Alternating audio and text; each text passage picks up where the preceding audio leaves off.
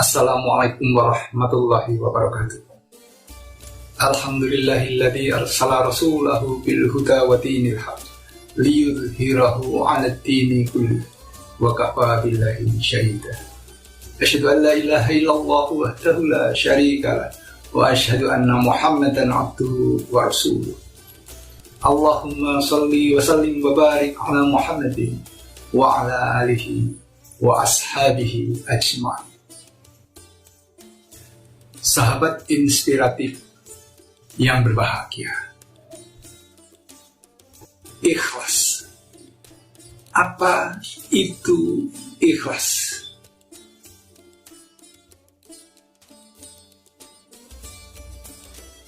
Banyak orang mengatakan, aku ikhlas, aku tulus.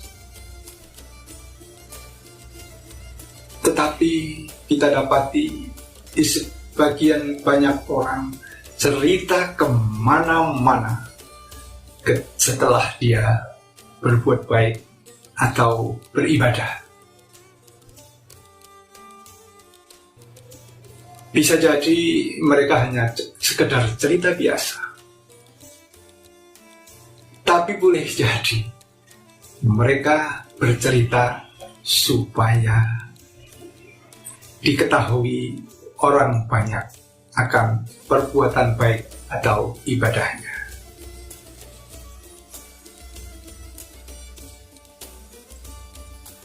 Sahabat inspiratif, boleh jadi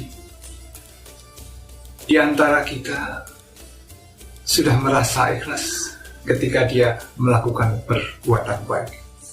Tapi bisa jadi juga di antara kita merasa gampang, was-was. Jangan-jangan aku ini riya, jangan-jangan keikhlasanku ini tidak benar. A'udzubillahi min dzalik. Mudah-mudahan kita tidak termasuk orang-orang semacam itu. Ikhlas menjadi persoalan penting berkenaan dengan ibadah kita atau perbuatan baik kita.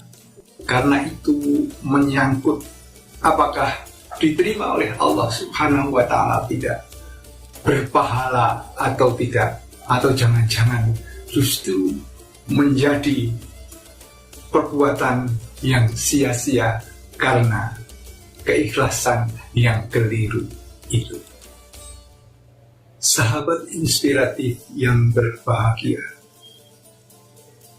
kata ikhlas diserap dalam bahasa Indonesia dari bahasa Arab yang mengandung makna hati yang bersih, hati yang jujur. Dalam bahasa Arab, kata ikhlas dibangun dari huruf kha, lam, shad dalam perubahan berbagai bentuk. Kata ikhlas mengandung makna membersihkan, memperbaiki. Ikhlas bermakna upaya membersihkan.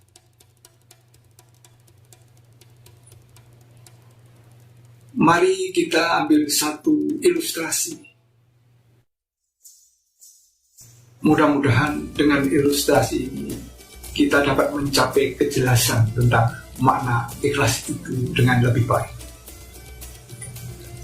Dalam bahasa Arab, air yang bersih, air yang belum bercampur apapun, air yang murni disebut dengan kata sofi yang artinya murni. Tetapi air itu ketika bercampur, misalnya teh, gula, susu, maka air itu sudah tidak murni lagi. Ketika unsur-unsur di luar kemurnian itu, misalnya teh, gula atau susu tadi, dikeluarkan, dipisahkan setelah bersih, maka air itu disebut khalis. Nah, upaya mengeluarkan, membersihkan dari unsur-unsur kemurnian itu disebut dengan ikhlas, pelakunya disebut dengan kata mukhlis. Maka dengan demikian, kata ikhlas berarti upaya membersihkan hal-hal yang di luar Allah Subhanahu wa Ta'ala dari niat perbuatan baik atau ibadah yang kita lakukan.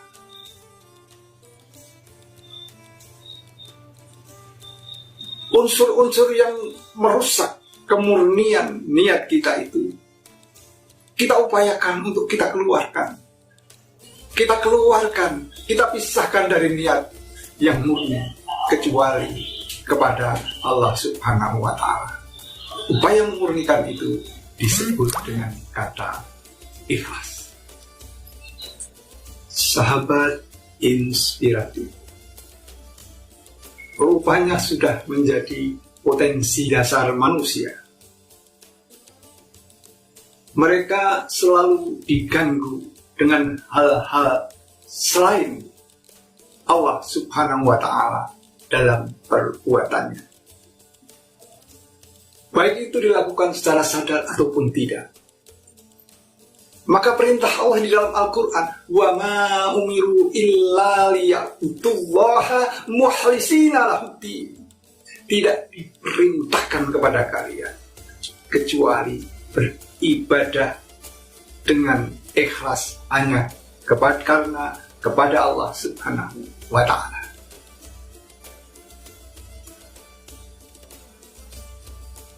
Ibnu Taimiyah melukiskan betapa kelirunya orang-orang yang beribadah, orang-orang yang berbuat baik tidak dengan keikhlasan. Bagaikan seorang musafir yang sepanjang perjalanannya, selama dia melakukan perjalanan, dia selalu memasukkan batu kerikil di dalam sakunya. Berapa langkah kemudian dia masukkan batu kerikil di dalam sakunya. Dia lakukan itu sepanjang perjalanannya. Sungguh yang dilakukan itu tidak ada manfaatnya, kecuali hanya membebani dalam sepanjang perjalanan seorang musafir itu. Hati manusia penuh dinamika, kadang di puncak, kadang di lembah kelemahannya. Demikian juga dengan keikhlasan manusia. Dilukiskan dalam satu riwayat yang sering dikutip oleh para sufi. An-nasu kulluhum halaka illa alimin. Al-alimuna kulluhum halaka illa al-amilina. Wal-amiluna kulluhum halaka illa al-mukhlisina. Wal-mukhlisuna ala khatarin. Seluruh manusia akan binasa kecuali orang-orang yang berilmu. Orang yang berilmu pun juga akan binasa kecuali orang-orang yang mengamalkan ilmu. Orang-orang yang beramal pun juga akan binasa kecuali orang-orang yang ikhlas. Tetapi juga harus diingat, keikhlasan seseorang pun dalam ancaman bahaya. Keikhlasan seseorang dalam ancaman bahaya, apa maksudnya? Kita tahu bahwa syaitan terus-menerus mengganggu kita agar manusia rusak amal perbuatannya. Amal perbuatannya rusak tiada sisa, hangus tidak berpahala. Bisa jadi ketika seorang memulai ibadahnya, memulai perbuatan baiknya, dia ikhlas dan tulus. Misalnya seorang sedang membaca Al-Quran. Dia memang selalu membaca Al-Quran secara istiqomah. Tapi disadari atau tidak, setan datang mengganggu dengan cara yang sangat halus. Ketika dia sedang mengaji, di luar ada orang ketuk-ketuk pintu. Assalamualaikum. Assalamualaikum. Yang ngaji mendengar ada tamu, dan dia tahu bahwa yang datang adalah teman pengajiannya. Lalu ngajinya suaranya agak dikeraskan sedikit, difasih-fasihkan, dipanjang-panjangkan. Supaya apa? Supaya tamu yang kebetulan teman pengajiannya itu tahu bahwa dia rajin mengaji dan ngajinya fasih. Supaya dia diketahui.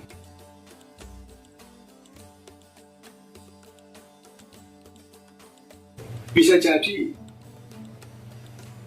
ketika dia mulai, kita menjalankan sampai akhir, dia terjaga keikhlasannya dengan baik. Ketika seseorang melaksanakan ibadah haji selama 40 hari di tanah suci, dia melakukannya dengan tulus, ikhlas, dengan penuh kesungguhan. Tetapi ketika sampai di tanah air, dia cerita kemana-mana.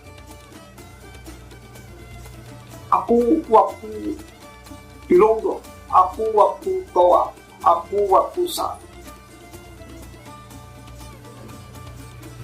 Rupanya dia bercerita supaya orang tahu bahwa dia sudah naik haji.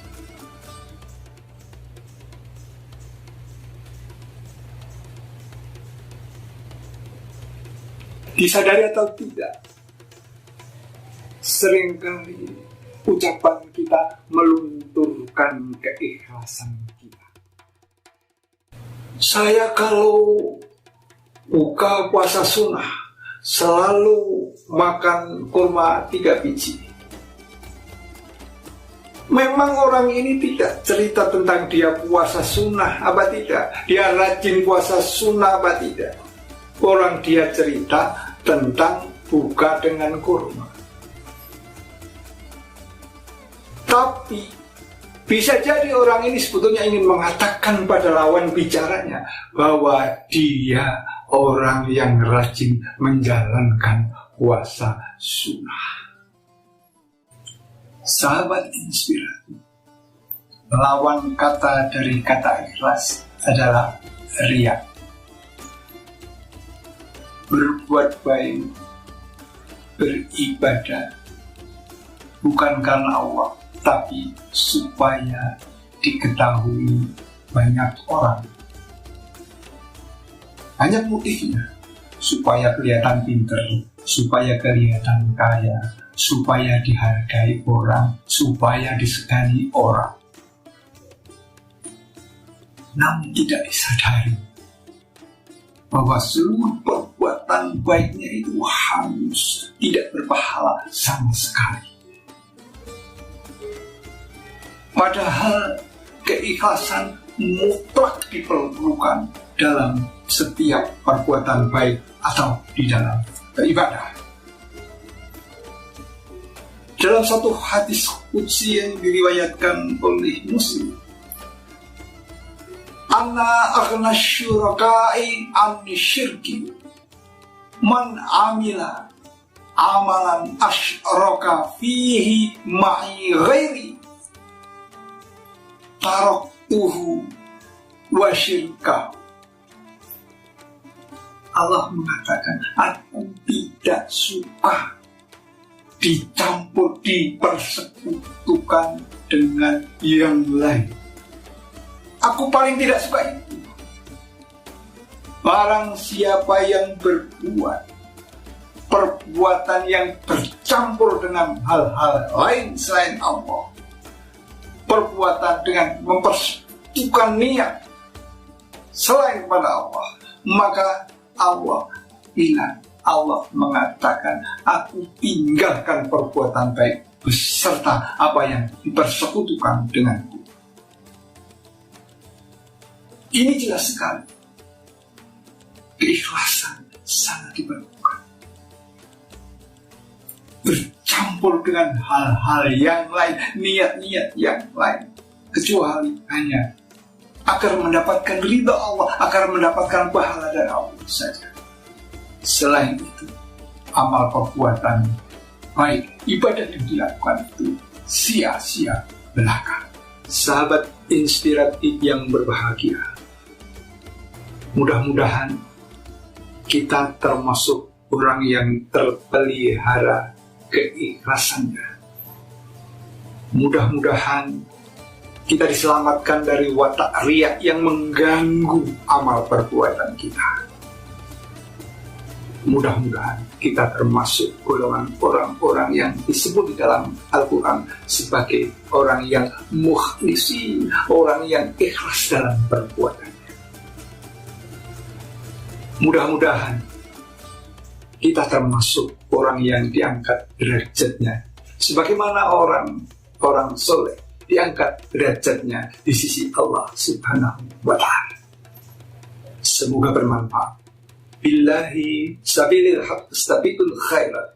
Wassalamualaikum warahmatullahi wabarakatuh.